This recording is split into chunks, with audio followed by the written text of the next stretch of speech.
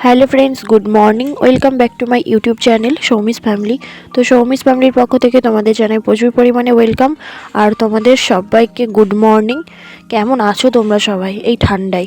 আশা করি খুব ভালো আছো। আমিও মোটামুটি আছি ভালোই। তো সকাল সকাল ঘুম থেকে উঠে পড়েছি। সকাল সকাল উঠতে হয়, তাও সকাল বলতে আমার কাছে সকাল 7টাতেই হয়, কারণ আমার 7:30 থেকে পড়ানো থাকে। তো এই ঠান্ডার জন্য সেই বাচ্চাও আস্তে আস্তে দেরিই করে, 8টা বাজিয়ে ফেলে। তো কোনো অসুবিধে নেই, সকালবেলা এমনিতেও কোনো কাজ থাকে না, বাদবাকি কাজ সব মাই করে নেয়।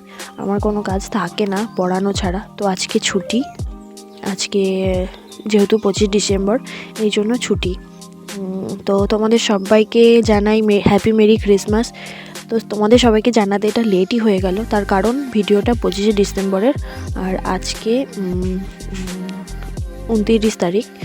তো আজকে আমি পোস্ট করছি ভিডিওটা। ভয়েস ওভার দেওয়া হয়েছিল না বলে ভিডিওটা পোস্ট করতে পারিনি। তো দেখো, সকাল সকাল বাবা একটা কেক এনেছে আজকে, যেহেতু মেরি ক্রিসমাস, সেই উপলক্ষে সৌমির জন্য বাজার থেকে। তো বাড়ির পরে এই জেঠু আসে প্রত্যেক দিনই সকালবেলা, পাউরুটি, বিস্কিট, চানাচুর সব কিছু নিয়ে বাড়ির ওপর আসে। এই 7:30-8টার দিকেই আসে এই জেঠু। তো জেঠু প্রত্যেক দিনের ন্যায় আজকেও এসেছে। আজকে শুধু কেক, ক্রিসমাস স্পেশাল, সমস্তটাই কেক, সব কিছু ব্যাগ, বাস্কেট সবের মধ্যেই শুধু কেক আর কেক। তো সৌমির আবদারে এখান থেকে একটা কেক নিতে হলো। তো কোনো অসুবিধা নেই, কোনো ব্যাপারও নেই, মেয়ের আবদারই মানতে হবে সবচেয়ে আগে। তো এখান থেকে কেক নিয়ে নিয়েছি, আর সৌমি বেজায় খুশি। এই জেঠুর ডাক শুনেই কিন্তু ঘুম থেকে উঠলো, ও উঠেছিল না। তো এখন বাক্সের মধ্যে নেড়েচেড়ে দেখছে যে কোন কেকটা বড় হবে, কোন কেকটা ও নেবে। তো জেঠু বলেছে যে যদি নাও তবেই মানে ওই কেকের বাক্সটা খুলবে। তো ওই জন্য অবভিয়াসলি দেখা যাচ্ছে না ওই জন্য ওর একটু কনফিউশনটা মানে বেশি আর কি, কোনটা নেব কোনটা নেব না, ওই জন্য নেড়ে নেড়ে দেখছে। তো ফাইনালি রেড কালারের বাক্সটাই নিয়েছে, কারণ ওর ফেভারিট কালার রেড। সকালবেলা ব্রাশ হাতে করে রাস্তা ঘুরে বাড়ি এসে চাটা খেয়ে নিয়েছি। আর সকালবেলা আজকে ব্রেকফাস্টে কেকটাই খাওয়া হয়েছে, আর কিছু খাইনি, আর ভালো লাগছে না, কেক খেয়ে জল খেয়ে পেট ভরে গেছে। আর মা দেখো এখানে চলে এসছে ছোলার জমির মধ্যে শাক তুলতে।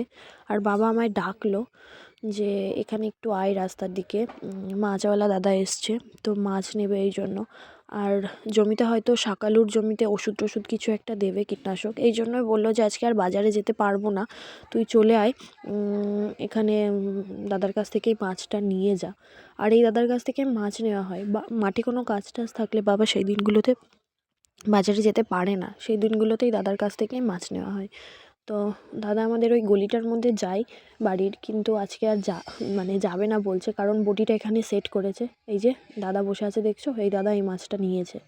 তো ও এখান থেকে মাছ নিয়েছে, এই জন্য বটি রাস্তাতেই সেট করেছে, আবার খুলে আবার নিয়ে আসবে, ওই জন্য বললো এখান থেকেই নিয়ে যা। তো বাবার কথাই চলে এসেছি রাস্তায়, এই মাছটা নেব।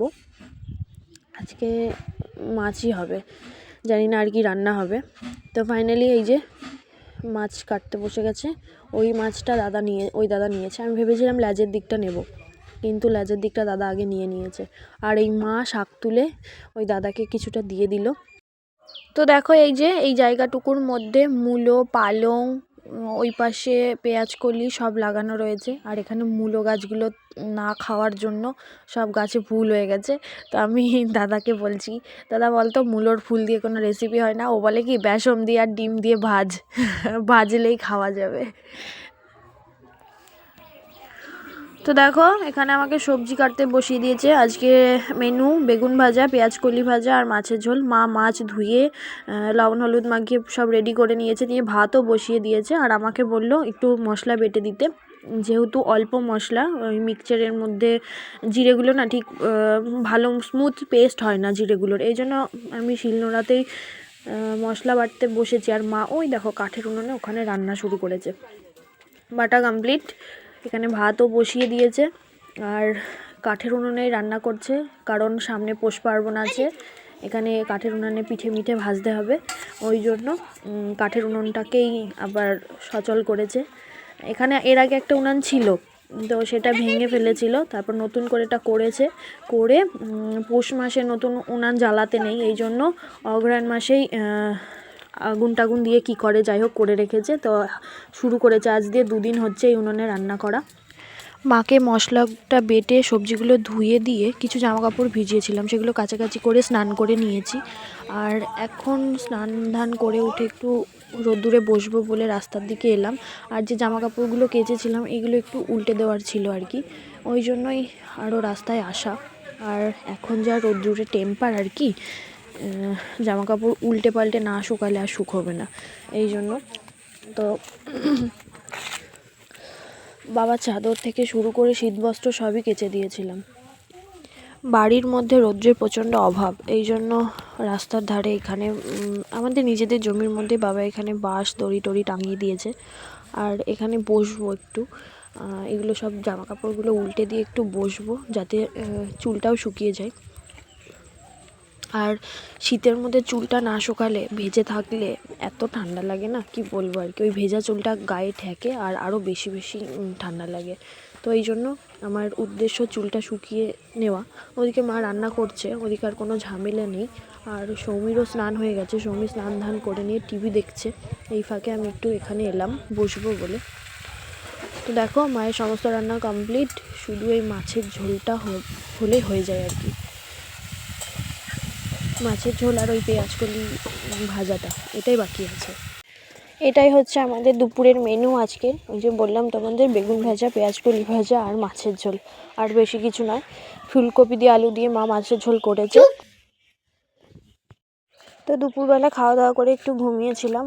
ঘুম থেকে উঠে এই যে গরম গরম চা, বাবা চা বানিয়েছে, তো চা বানিয়ে দিয়ে দিয়েছে। তো তোমাদের সবাইকে গুড ইভিনিং, শুভ সন্ধ্যা।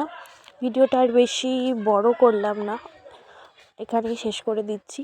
তো ভিডিও কেমন লাগলো তোমরা অবশ্যই কমেন্টে জানিও, ভালো লাগলে অবশ্যই লাইক কমেন্ট শেয়ার করো, আর আমার চ্যানেলটাকে অবশ্যই সাবস্ক্রাইব করে দিও। Tata, by.